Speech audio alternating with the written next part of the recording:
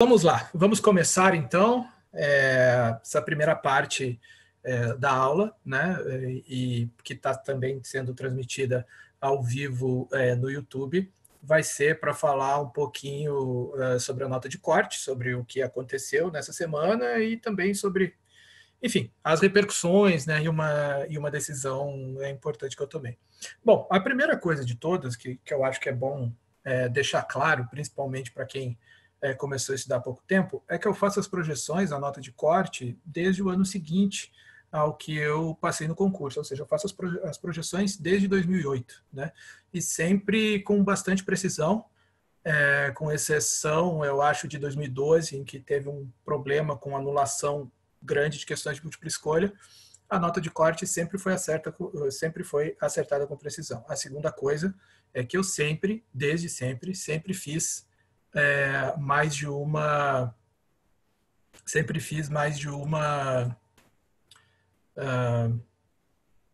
previsão, né, de nota, calculando, né, e corrigindo qualquer problema que tivesse no ranking. Nesse ano tem uma especificidade que foi diferente dos CACDs, principalmente os CACDs mais recentes, né, que também gera toda esse estresse no final, é que o resultado do TPS foi muito próximo à realização da prova, né? Geralmente o resultado do TPS saía num período posterior, né? Quer dizer, mais próximo da realização da segunda fase e não mais próximo da realização da primeira fase, como aconteceu neste ano. Então, só por essa proximidade já se perde por completamente o argumento estapafúrdio de que o corte foi feito para tentar prender os alunos, porque, enfim, tem uma semana de diferença do começo do curso para agora e uma semana, aliás, é mais de uma semana até o prazo do Código de Defesa do Consumidor para você cancelar qualquer produto, ou qualquer curso, ou qualquer contrato que você faça. Então, isso não tem absolutamente o menor cabimento. Mas, enfim, né, outra coisa importante também, para deixar registrado antes da gente entrar na substância da coisa. Né? Ainda na terça-feira, eu conversei com o Clipping, né, avisando que eu ia fazer uma segunda projeção. E na quarta-feira, eu enviei por e-mail a minha segunda projeção, recalculando. E na quarta-feira, e isso eu acho que é o mais importante aqui, porque eu acho que as pessoas não leram o post, ficaram lendo só os comentários, a segunda projeção foi publicada no Diálogo Diplomático na quarta-feira, dia 18 de setembro. Certo? Ela não foi publicada na quinta-feira, horas antes do resultado. Ela foi publicada na quarta-feira, dia 18 de setembro, às 17 horas e 58 minutos. Certo? Foi exatamente nesse momento. E aí entra o meu erro, no qual eu assumo, né, de que eu não compartilhei nas redes sociais na quarta-feira. Esqueci, basicamente, entendeu? Me atrapalhei e deixei para divulgar nas redes sociais somente na quinta-feira. Correria, eu mesmo fiz isso. Assumo totalmente a responsabilidade por isso. Mas dito isso, vamos à questão da substância da nota de corte e por que eu recalculei e ela teve uma alteração tão grande de uma semana para outra. Vamos lá. Bom, em primeiro lugar, na primeira semana, né, com a projeção do ranking, o ranking chegando até 800 notas, né, eu fiz a aplicação da metodologia que eu apliquei todos os anos, certo? Ok? Que foi o que deu aquele corte entre 44 e 47 pontos, certo? Que foi um corte relativamente baixo. Depois disso, o ranking cresceu, que era um ponto importante, entraram mais 200 notas. Além de o ranking ter crescido, ainda teve a consolidação, né, de tudo que foi questionado e de quais eram as questões que envolviam anulação e mudança de gabarito, que eram questões que alterariam o resultado, ainda que menos substancialmente, se não houvessem tantas anulações.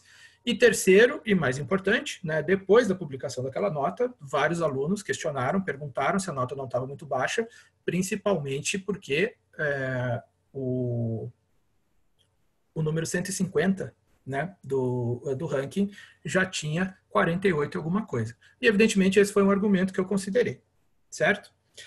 Baseado nisso, deixei o ranking crescer mais um pouco e refiz o cálculo no início dessa semana e refiz o cálculo considerando cenários diferentes. E, por isso, a nota de corte foi mais alta, certo?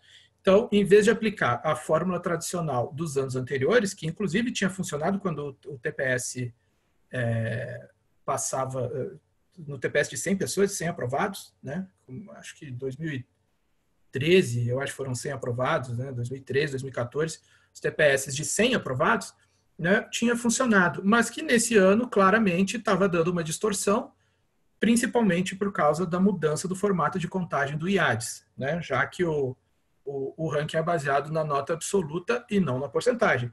Então, eu refiz os cálculos, né? Refazendo com outro cenário e considerando, basicamente, a mudança de proporção de nota, né? Se a gente fizer uma conversão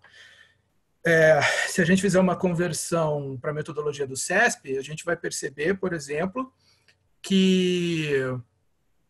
perceberemos, por exemplo, que essa nota de corte corresponde a mais ou menos uns 43, 44, né? Então não é uma nota de corte tão alta assim, não é uma nota de corte tão mais alta que a do ano passado em termos relativos, né? Embora tenha sido em termos absolutos. E qual é o meu compromisso? Sempre foi. O meu compromisso é projetar a nota de corte que eu acho que vai ser a nota correta, certo?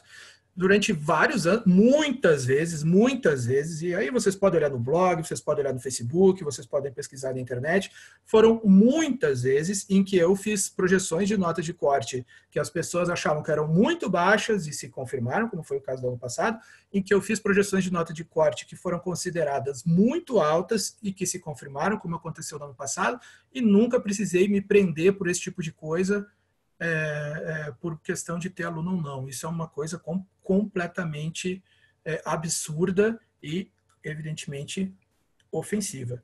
Então, no meu compromisso de divulgar a nota de corte que eu achava que deveria ser e a faixa que eu deveria ser, considerando os novos cenários, publiquei na quarta-feira, 18 de setembro, basta vocês clicarem no link, né, que eu vou deixar depois aqui na descrição do vídeo, e verem, na quarta-feira, 18 de setembro, às 17h58, tinha sido publicado no Diálogo Diplomático essa nota.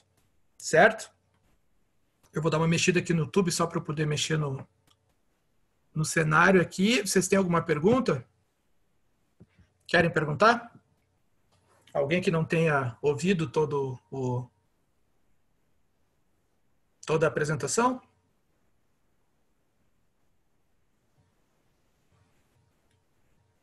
Vamos mudar a câmera aqui para o lado um pouco. Isso.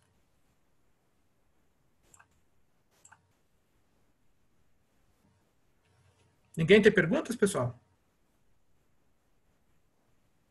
Ou vão deixar para comentar só no grupo, assim, nesse momento estamos aqui na interação direta. Vocês podem fazer a pergunta que vocês quiserem.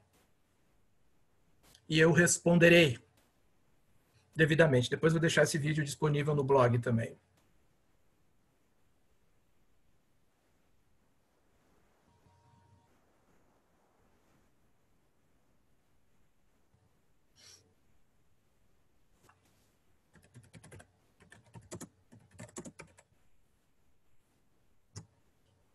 Ninguém tem perguntas mesmo? É isso?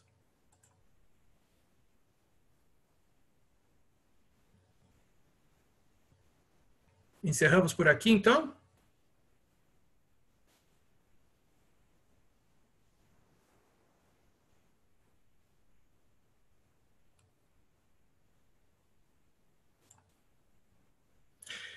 Então, ok. Nesse caso, vou encerrar a transmissão ao vivo no Facebook e vou passar para a aula, certo? E parabéns para todo mundo que passou, boa sorte para todo mundo que passou. Depois eu vou deixar esse vídeo disponível e vou fazer um post no Diálogo Diplomático também. Certo, pessoal? Obrigado e boa noite.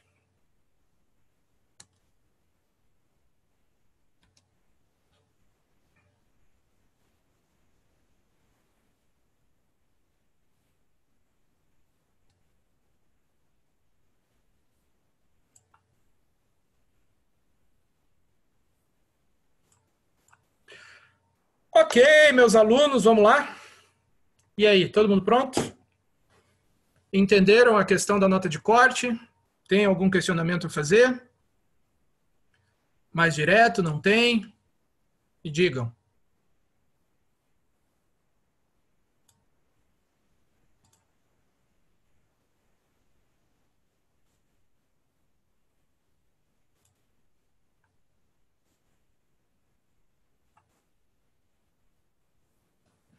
Nada, pessoal. Gente, vocês precisam interagir comigo aqui. Senão fica difícil. Ai, ai. Ô, Felipe, tu tá escalado para ser para ser o interador, o interagente oficial. Tá bom? Bom, vamos lá. Vamos para o espelho de hoje, aula 3, né? Seguindo aqui na aula 3. É um espelho, é interessante porque praticamente não teve, ele foi meu aluno ano passado, praticamente não teve erros formais, né? Teve só um erro de propriedade de vocabulário, que é um erro interessante de a gente ver, apesar de ele ser atualmente raramente marcado pela banca.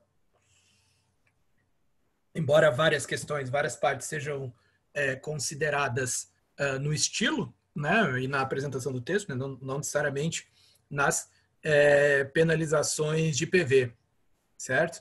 Mas que é interessante ver sem nenhum erro gramatical. E que teve, como a gente viu, sem nenhum erro gramatical não, com um erro de gramática, né? E que teve, como a gente viu aqui, 20 em termos de conteúdo. Também uma média boa, acima da média do geral que nós estamos acostumados. Certo? Mas vamos prosseguir, então. Vamos fazer a leitura da redação, prova de 2018. Em Formação Histórica da Nacionalidade Brasileira, Oliveira Lima caracteriza a produção da informação por diplomatas desenovescos em comparação à mesma tarefa informativa na contemporaneidade. Efetivamente, manter informados os órgãos governamentais competentes e os meios de comunicação em relação à política externa representa um objetivo diplomático tradicional que permanece indispensável. O acelerado progresso da tecnologia digital e dos meios de comunicação, entretanto, alterou fundamentalmente a forma pela qual se difundem informações diplomáticas. No atual contexto globalizado de interconectividade crescente, a função do diplomata como produtor de informação confiável e privilegiada renova-se e evolui, de modo a ensejar inusitados desafios e novas oportunidades. Na conjuntura atual, a produção de informação diplomática difere técnica e socialmente em relação ao contexto histórico descrito por Oliveira Lima. Se, conforme relata o autor, a chancelaria do Brasil recém-independente sequer conhecia o telégrafo, a diplomacia pátria contemporânea interage com o público civil e com a mídia, de forma instantânea, por meio de redes sociais diversas. Nesse sentido, ao descrever a globalização digital, Milton Santos define a comunicação moderna como socialmente sincrônica, o que certamente afeta a atuação diplomática, cujo instrumento basilar é o poder de comunicação. Sem a necessidade de atuar como escrevinhadores, os diplomatas contemporâneos podem reformular sua função informativa, que deverá se adaptar à complexidade da era digital. Além disso, a velocidade exponencial com a qual se renovam os meios de comunicação indica que a capacidade adaptativa dos diplomatas também deverá ser crescente.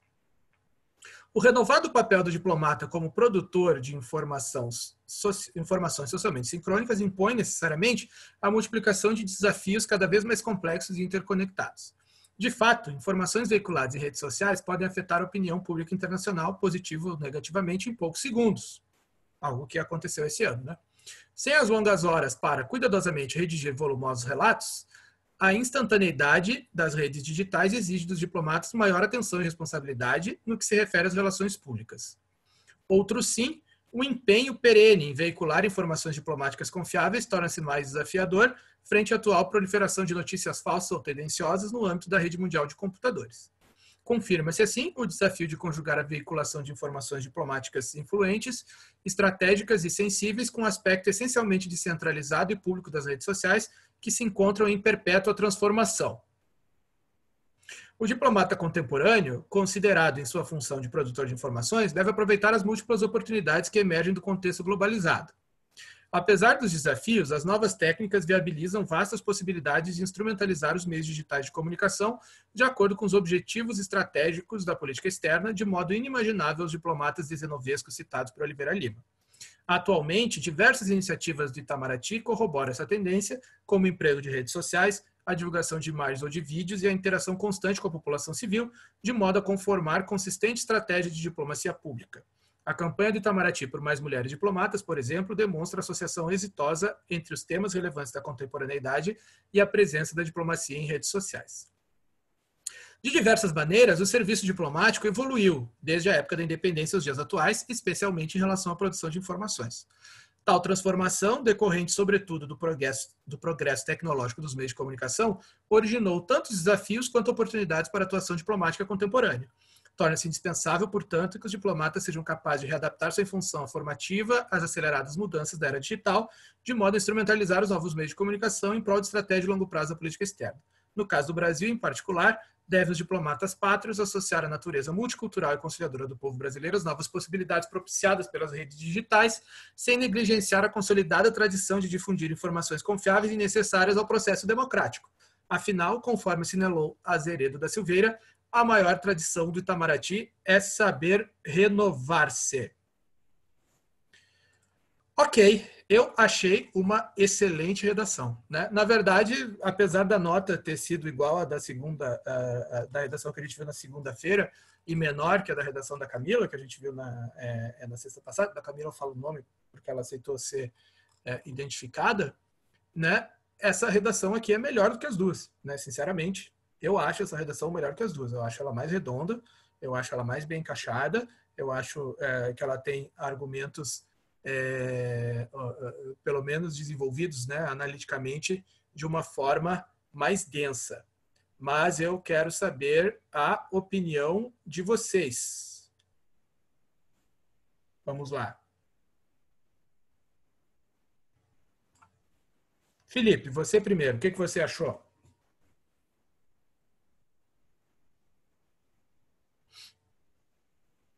Comparado às outras que a gente viu.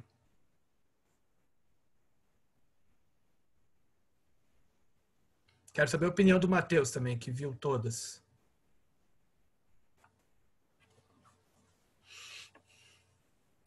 Ela realmente é simples e eficiente. E ela e assim, com toda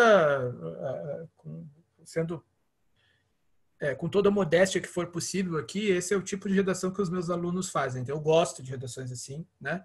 Acho que o desenvolvimento dela tá super consistente, a linguagem tá boa.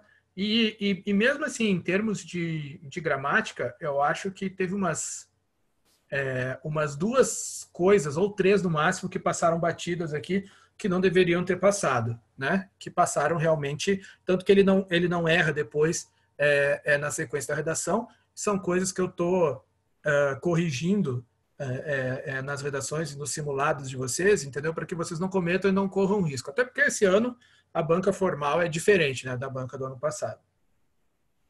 Matheus, achei muito boa, muito suave e bem montada, mas eu não escreveria Dezenovesco. Ah, tudo bem, mas Dezenovesco tá certo, é do século XIX, né? Eu também não usaria, né?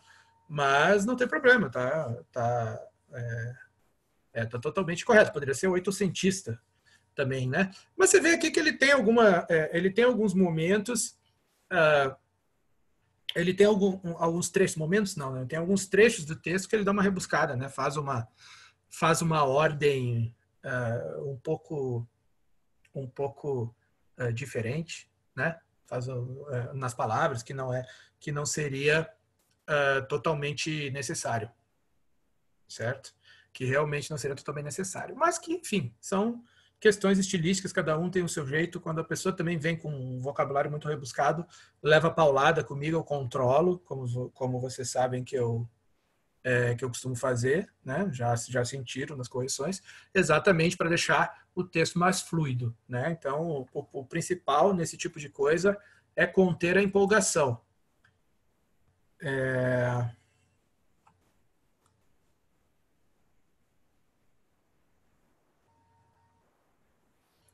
Vou até retirar o que eu disse, viu? Porque a propriedade de vocabulário é o dezenovescos. Ai, ai, ai. Ai, ai.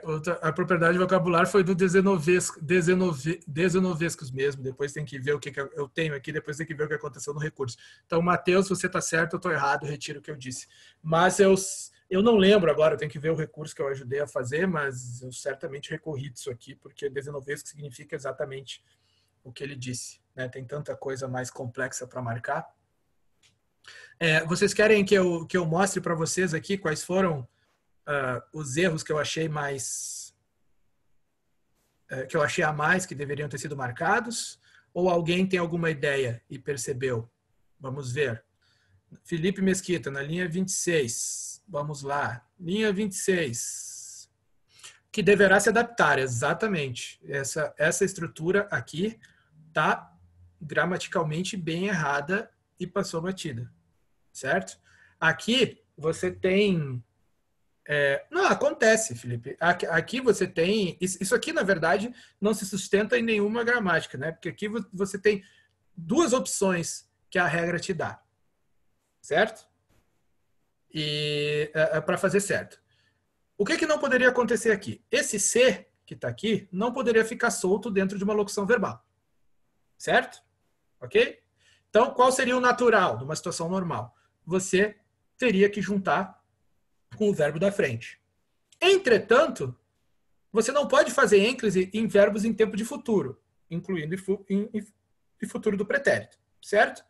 Então, aqui nós temos duas opções. Opção 1, né? Você tem aqui o que é fator de próclise, certo? Então, você poderia aqui, que se deverá adaptar, certo? Essa seria uma estrutura correta. Ou o fato de ter infinitivo aqui, na regra de colocação pronominal, o infinitivo e o gerúndio quebram o fator de próclise. Então, o fator de próclise deixa de ser obrigatório quando você tem um verbo no infinitivo e no gerúndio, certo? Então, poderia ser, estaria correto fazendo como? Que se deverá adaptar ou que deverá adaptar-se.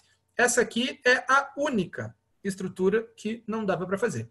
Mas passou batido, né? E depois, se vocês... a gente vai em outros trechos aqui da redação, a gente vai ver que ele, usando a regra clássica de colocação pronominal, não se confundiu e não errou mais nenhuma vez. A redação dele é super consistente nesse trecho. Alguém percebeu mais algum erro que é mais evidente, assim? Mais evidente e indiscutível só tem um mais, né? Que está, na verdade, bem no começo da redação.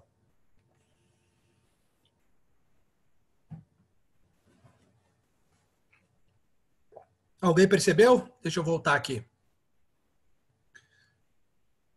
Matheus Oliveira alterou fundamentalmente a forma. Exatamente, linha 9. Alterou fundamentalmente a forma pela qual se difundiu. Exatamente. Isso aqui é vírgula mesmo, né? É adjunto adverbial clássico. Tá aqui está o verbo, está o advérbio, né? Depois vem o substantivo com artigo, né? Então, pum, pum. Uma justificativa aqui, né? Uma justificativa, se poderia dizer que o fundamentalmente se referiria à forma, né? E a forma é um substantivo abstrato, então esse advérbio seria um complemento nominal, né? Mas, na verdade, não, porque ele fundamentalmente alterou, né? Ele fundamentalmente alterou. Então, ele está se referindo ao verbo. Essa vírgula aqui devia ter sido colocada também. Então, acho que de erros formais que passaram batidos mesmo, indiscutivelmente, foram somente esses dois. Ok? Esses foram os dois que...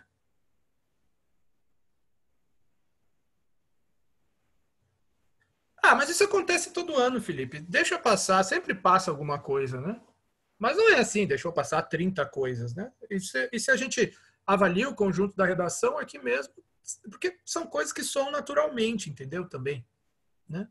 Acontece. Provavelmente, se eu for olhar o simulado de vocês de novo e fazer uma segunda correção, talvez eu perceba coisas que eu deixei passar. Né? Essas coisas acontecem, é normal. Não pode acontecer você deixar passar 10 coisas, 20 coisas, né? Então, esse tipo de coisa aqui é normal e esse é o critério que eu estou adotando. Por exemplo, tem umas outras vírgulas aqui que ele usou que eu acho que são controversas, entendeu? Que ele está usando...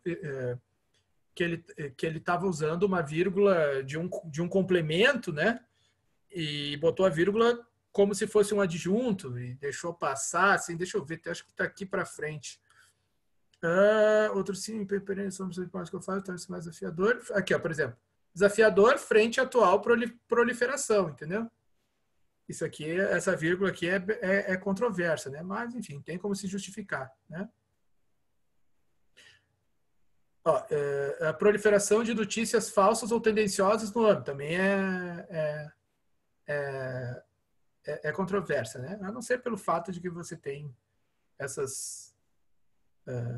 esses dois adjuntos aqui, certo? Mas eu particularmente gostei muito dessa redação, acho ela bem encaixadinha, principalmente a conclusão dela, né? Até vamos reler a conclusão de novo. Eu acho a conclusão dessa redação muito boa, né? Eu acho que ela fecha muito bem, apesar de ela ter uma característica, ter feito uso de um recurso aqui, certo? De ela ter feito uso de um recurso aqui que eu acho que prejudicou a nota, né? E aí eu direi por quê depois. Vamos lá. Então. De diversas maneiras, o serviço diplomático evoluiu, desde a época da independência aos dias atuais, especialmente em relação à produção de informação. Especialmente aqui não tem vírgula mesmo, até porque esse em aqui está complementando especialmente, né? Tal transformação, o tal usado como pronome demonstrativo, substituindo esse e essa, ok?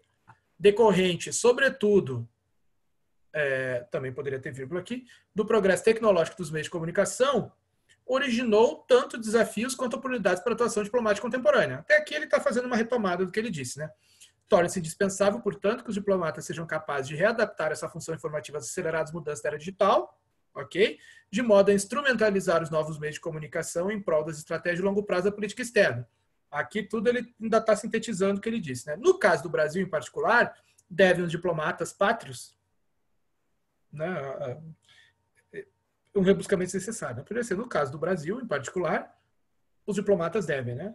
Os diplomatas brasileiros devem associar a natureza multicultural e conciliadora do povo brasileiro às novas possibilidades propiciadas pelas redes digitais, ok? Sem negligenciar a consolidada tradição de difundir informações confiáveis necessárias ao processo democrático.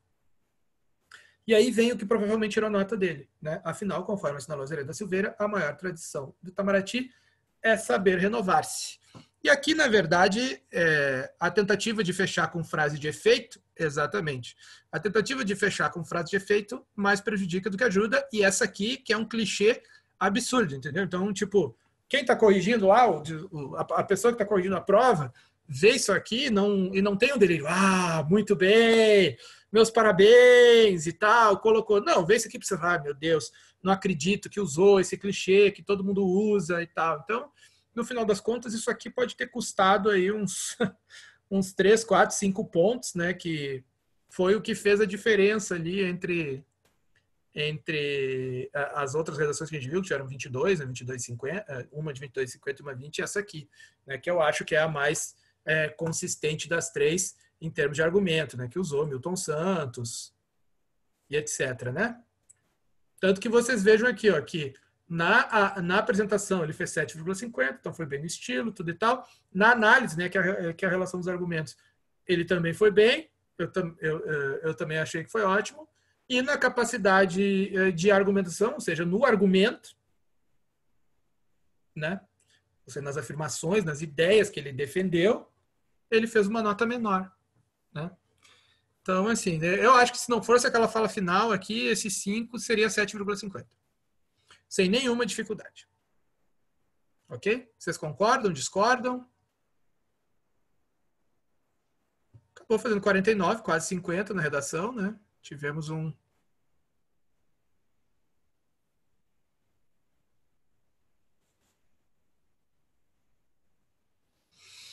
Desespero para... Ah, Felipe, você sabe, eu não acho que seja desespero para terminar, não.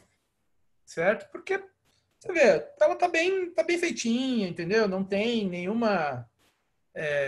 não tem nenhuma incoerência, certo? Acho que aqui ele realmente achou que colocar essa frase ia... Ele realmente achou que colocar essa frase aqui ia fazer diferença. Entendeu? Mas não faz. No final das contas, não faz. Certo? Bom, vamos para os exercícios, então? Vamos ver a nota do primeiro exercício. 2 erros, né? Uma ortografia e uma morfossintaxe.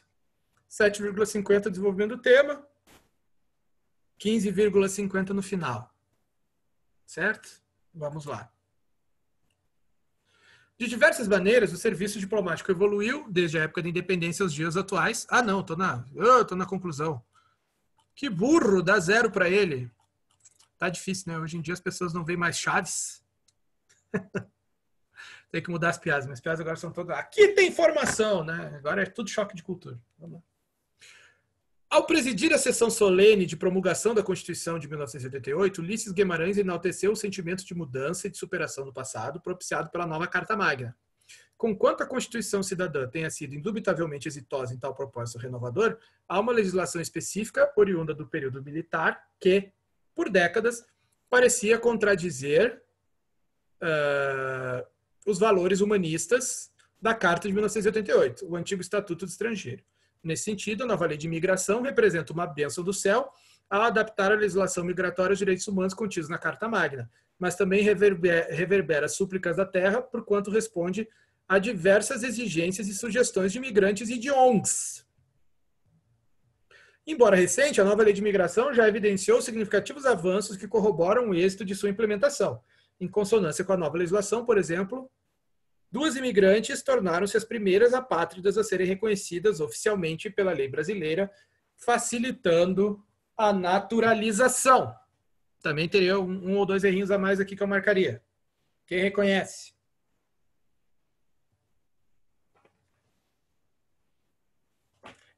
O ONGS foi marcado, né? Então, olha aqui, ó. É na linha 12 o erro, tá vendo? Opa, peraí. A ortografia é na linha 12, é o ONGS. Entendeu? É o uso da sigla sem colocar por extenso. Então, esse foi marcado. Certo? Tem um de morfossintaxe na linha 5.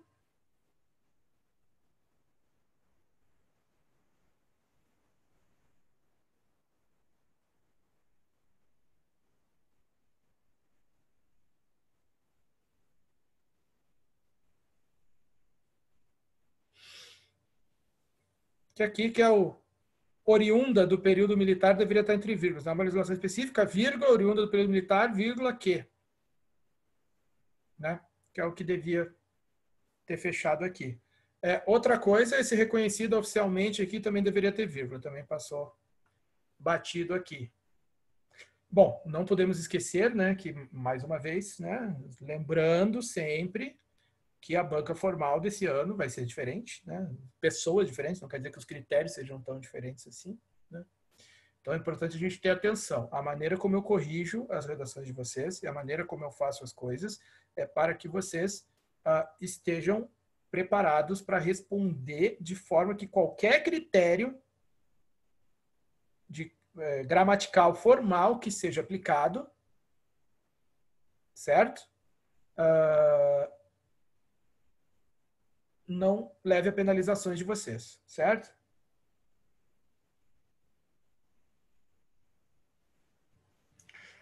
Matheus, se por causa do tema precisar utilizar o nome de organização mais de uma vez, eu preciso escrever por extenso todas? Não. Você faz isso da primeira vez. Então aqui ONGs, né? Por exemplo.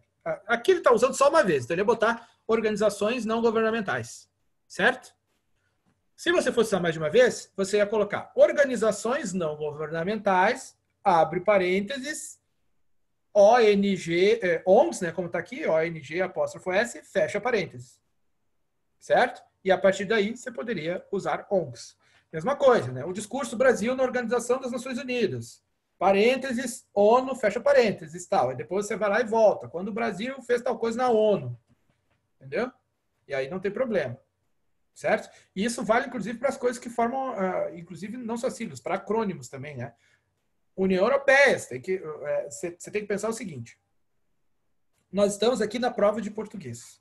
Essa é uma prova que está corrigindo a tua capacidade de raciocínio, a tua clareza, a tua estruturação de texto e a tua correção formal, certo? A correção formal, ela não existe em troco de nada. Claro que a língua evolui, a gente sabe disso, mas a regra gramatical existe para que as pessoas consigam se comunicar por escrito de uma forma que se entendam, porque senão fica impossível. Se cada um quiser posicionar as palavras como eles quiserem, atribuir sentido às palavras que as palavras não têm, a gente acaba, né, voltando a gente acaba voltando à história da Torre de Babel. As pessoas não vão conseguir se comunicar, certo? Então, é por isso que a gente tem essa formalidade. Então, você tem que pensar o seguinte, numa prova de português, você não está escrevendo para uma comunidade fechada. Já respondo a tua pergunta, Felipe. Voltando que eu me perdi. Assim, você não está escrevendo para uma comunidade fechada. Então, você não pode pressupor conhecimento. Tudo que você diz e argumenta tem que estar devidamente explicado e devidamente sustentado, certo? Para que a pessoa que está lendo possa entender. Você não pode pressupor um conhecimento no leitor. Ok, eu estou fazendo a prova do Itamaraty, eu sei que se eu botar o E, por exemplo, ou botar ONGs, se eu botar ONGs, as pessoas sabem que é organizações não governamentais, né? Se eu botar o E, as pessoas vão saber que é a União Europeia. Se eu botar Mercosul, as pessoas vão saber que é o Mercado Comum do Sul, ou pelo menos deveriam, né? Mas não se trata disso. Se trata de que você tem que escrever um texto que qualquer falante, leitor da língua portuguesa, quando leia, seja capaz de entender ao que você está se referindo, certo? Então, é isso. Isso vale para os conceitos, isso vale para citações, isso vale para várias coisas. Por exemplo, tem uma aluna, não vou citar nomes, né? Que lá pelas tantas chega eu estava desenvolvendo o simulado e tal, aí lá pelas tantas chega na conclusão e diz, não, afastada a democracia racial de Gilberto Freire, né, temos que reconhecer que não sei o quê. Tá, mas assim, bom, primeiro, a democracia racial não tinha aparecido em nenhum momento no texto antes, certo? Não tinha desenvolvido nada sobre Gilberto Freire. Aí tá, você está afastando a democracia racial com base em quê? Certo? Com base em que você está afastando a democracia racial? E nesse momento eu não estou fazendo juízo de valor sobre o conceito de democracia racial, certo? Mas não importa, você não pode simplesmente fazer uma afirmação dessas, né? Ali dizendo, considerando que esse conceito é inválido, né? Tá bom, mas ele é inválido por quê? Esse conceito não foi discutido antes no seu texto. Por que ele apareceu aqui? Qual a relevância dele? Então você não pode pressupor esse tipo de conhecimento. Isso vale para coisas básicas aqui, como a gente está vendo isso vale para coisas muito básicas aqui, como no caso da sigla, né? E vale para questões mais estruturais, certo? Respondendo a pergunta do Felipe, eu falei que eu teria botado a vírgula no oficialmente aqui, reconhecidas oficialmente pela lei brasileira. Sim. Mesma coisa.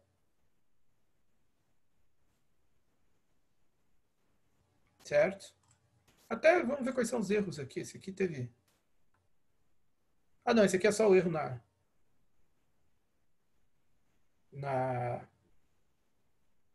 linha 12 e a morfossintaxe na linha 5. Né?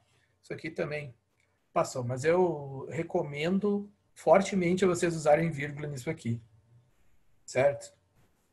Regra estrita. Alguma pergunta, algum comentário, alguma dúvida sobre esse exercício? Eu achei uma boa resposta, né?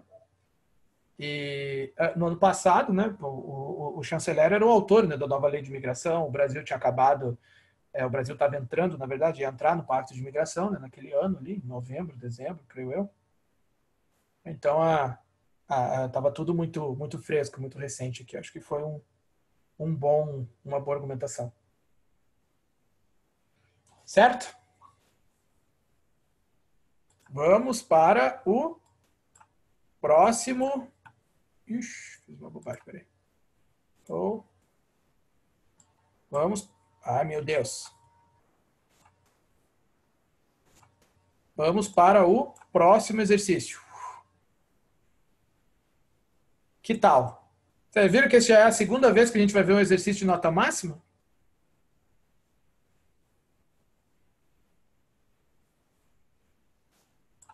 Para vocês se inspirarem assim no desempenho? Bom, mas vamos lá. Cícero Sandroni e Laura Constância Sandroni relatam a perspectiva de otimistas e de céticos em relação à Declaração Universal dos Direitos Humanos, CUDH. Tá vendo, Matheus? Isso responde a pergunta. Esse é o uso correto. Aprovado em 1948. Apesar de dúvidas iniciais acerca da efetividade do documento, que não apresentava caráter vinculante, a influência moral e teleológica da Declaração sobre a Comunidade Internacional tornou-se cada vez mais evidente. Felipe, por que não tem essa vírgula aqui no cada vez mais evidente, por exemplo? Tá correto, não tem a vírgula. Por que não tem a vírgula? Se o cada vez mais, em geral, seria um advérbio de intensidade. Vamos lá, Felipe, vamos ver se tu lembra. João Monteiro também, meus alunos mais antigos aqui.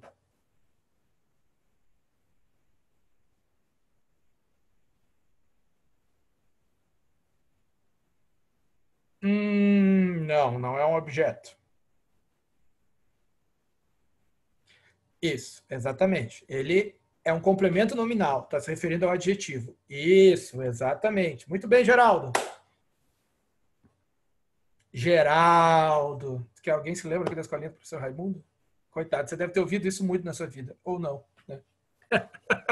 Geraldo. Que maldade a minha, né? Vai fazer o quê? Ai, ai. Era o Rony Cócegas que era o Geraldo. Sempre tinha uma história de terror, ele contava o que aconteceu, aí chegava, quando você achava que aconteceu alguma coisa grave, o monstro dizia, a pessoa dizia, Geraldo. Tal. Era, assim. Era sempre assim, escolinha prédio, né? Mas muito bem, você acertou. Você ganhou uma estrelinha, né? Entendeu bem. Certo? É precisamente a universalização dos valores contidos na DUDH que comprova a universalidade dos direitos nela proclamados. Embora existam distinções nacionais, culturais e religiosas nas maneiras de conceber os direitos humanos, a legitimidade universal da referida declaração decorre da representatividade da ONU. Aqui devia ter um erro, né? Do mesmo erro que teve em ONU. Você vê que as coisas passam batidas, né? Como a mais universal das instâncias multilaterais. Se Hannah Arendt definiu cidadania como direito de ter direitos, a DUDH universalizou tal cidadania. Você veja, assim, que é um ethos totalmente diferente, né? Matheus, a linguagem está um pouco mais elegante nos exercícios? Eu acho que está menos rebuscada, né? Eu acho que ela está mais elegante exatamente porque ela está mais direta. Concordo também com a sua avaliação. Acho que a linguagem está mais elegante porque ela está mais direta. Certo? Mas também passou aqui. O ONU aqui passou. Tá vendo? Não tem o ONU aqui antes. Né? Colocada como sigla. Né? Também passou batido. Essas coisas acontecem, né? Não é corrigido por uma máquina, né? E no final das contas, na verdade, o efeito que tem quando você lê, eu falo por experiência própria, né? De quem corrige centenas, dezenas, milhares de coisas por semana. O sujeito que lê, né? Quando a gente lê um texto do início ao fim que agrada completamente, né? Às vezes a gente simplesmente não percebe. Entendeu? Esses erros menores, assim. Simplesmente não percebe. Você fica hipnotizado pela qualidade textual. Porque a gente tem que ler tanta coisa repetitiva, né? Tanta coisa seguindo fórmulas, né? Tanta coisa diferente, assim. Entendeu? Aliás, diferente não, tanta coisa igual, né? Tanta coisa padronizada que quando a gente lê uma coisa boa, assim, dá uma boa impressão, né? Um bom alívio. Mas como a gente vê, né? Essas respostas são todas respostas ótimas, muito boas, mas elas estão todas de acordo com um ethos completamente diferente, né? Em relação ao que se questionaria ou se responderia hoje, né? Hoje nós temos uma linha de pensamento totalmente legítima, né? Bem diferente. Também acho que não ia se fazer uma pergunta sobre desse tipo, né? Acho que a prova vai seguir uma linha de tratar mais de clássicos, né? Clássicos da literatura brasileira, do pensamento social brasileiro e clássicos da literatura universal, né? Coisas mais filosóficas.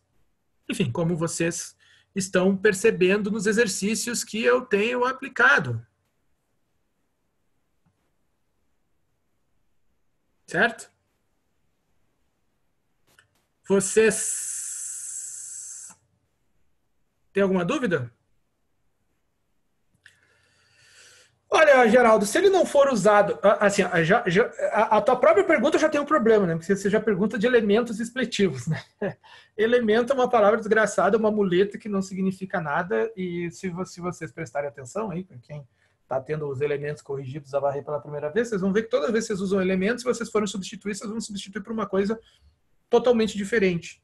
Né? Às vezes elemento é característica, às vezes elemento é parte de alguma coisa, às vezes elemento é algo que vocês querem colocar e vocês não têm a palavra, certo?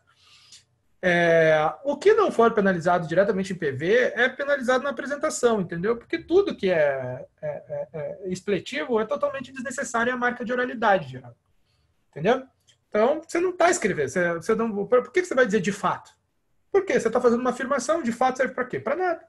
Para dar um recurso de ênfase de coloquialismo, entendeu? Coisas repetitivas. O famoso que inclusive é gramaticalmente errado, né? É dessa forma que, entendeu? Tá, mas aí ok. O que esse aqui está fazendo aí? Se você disser dessa forma, vírgula, não, é dessa forma que se morre. Se você disser dessa forma, vírgula, morre-se. Pronto. Tá. O que o EQ está fazendo ali? Ele não tem função, não sei deixar o teu texto mais tosco, né? Então, são coisas assim de vícios de linguagem e de escrita mais informal que você tem que limpar do seu texto. Quantos EQ a gente viu nessa prova aqui, por exemplo? Nenhum. Quantos de fato? Nessa aqui talvez tenha, acho que não tem nenhum, não lembro de ter visto nenhum aqui, entendeu? Quantos elementos, quantos impactos, né? Por exemplo, dá um exemplo. Impacto, né? Eu poderia apelar para o simples argumento de que impacto é físico, certo? Tá, então eu estou falando dos impactos, né? Impacto é físico, não pode usar. Esse é o argumento, né? Mas tem um argumento que vai um pouco mais fundo, né? Vocês vão ver que várias vezes que impacto é uma palavra muleta porque ela é usada em sentidos opostos, certo? Como assim, professor, em sentidos opostos? E algumas vezes impacto é a influência e outras vezes impacto é a consequência. Certo? Né? Muitas vezes você usa os impactos sobre alguma coisa para falar que aquilo é influência sobre alguma coisa, causa impactos, e outras vezes você usa impactos para falar das consequências de algo que aconteceu. Certo? Entendeu? Então, esse é esse é o ponto principal. Agora, vocês vejam aqui como esse texto é um texto limpo, né? É um texto claro, não tem nada dessas palavras, não tem nada desses... não tem nada dessas palavras, não tem nada dessas coisas expletivas. Funciona muito bem, é super elegante, certo? Na verdade? E pronto, tá aí, com boas notas, aqui inclusive com nota máxima de conteúdo.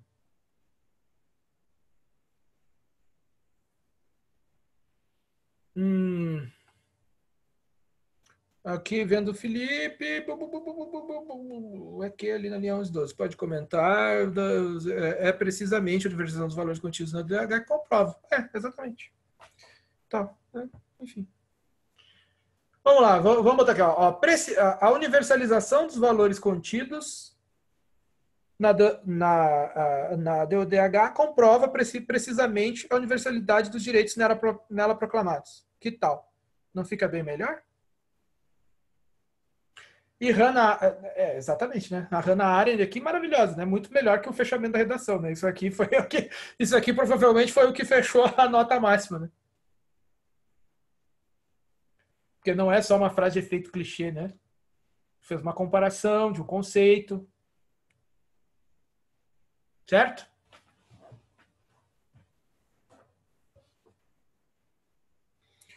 Tá ok, vocês têm mais alguma pergunta? Dúvida?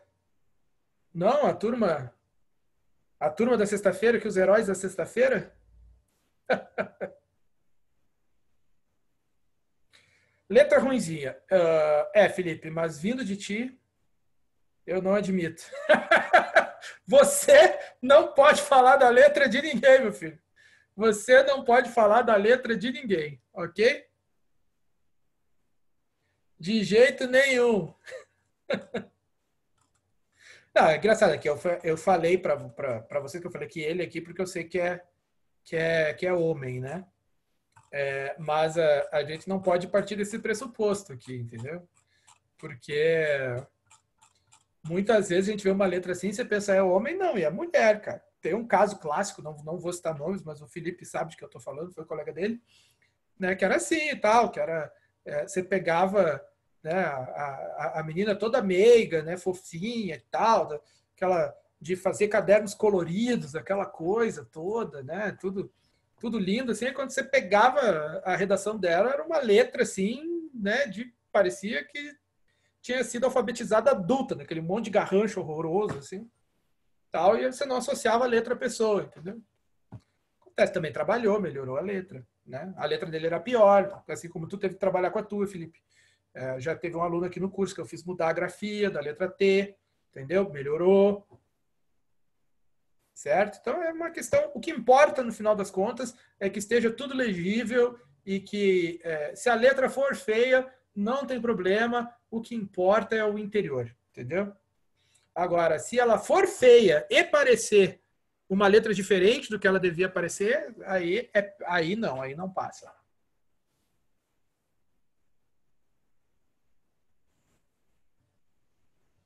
Tá certo?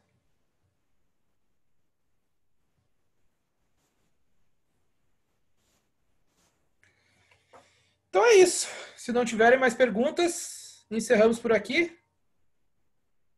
Beleza? Amanhã tem um simulado liberado para vocês, né? Amanhã também já começo a corrigir as redações do clipe.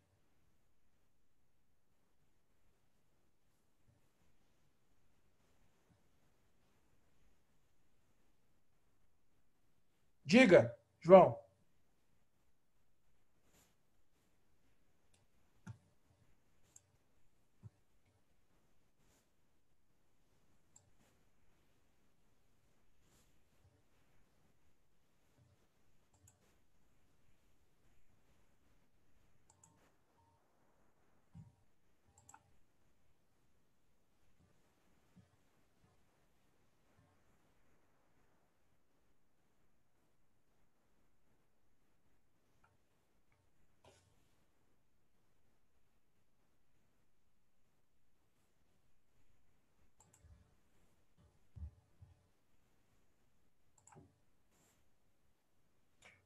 Tem uma pergunta, mudei a minha. Achou que está melhor? Olha, se eu não, João, se eu não fiz nenhum comentário sobre a tua letra agora nessa nova versão, é porque tá melhor, entendeu? Então tá tudo bem, certo? É isso então, pessoal. Vamos encerrar por hoje. Estão liberados aí na sexta-feira para dormir e amanhã passar o dia estudando. Ok? Um abraço. Até mais. Tchau.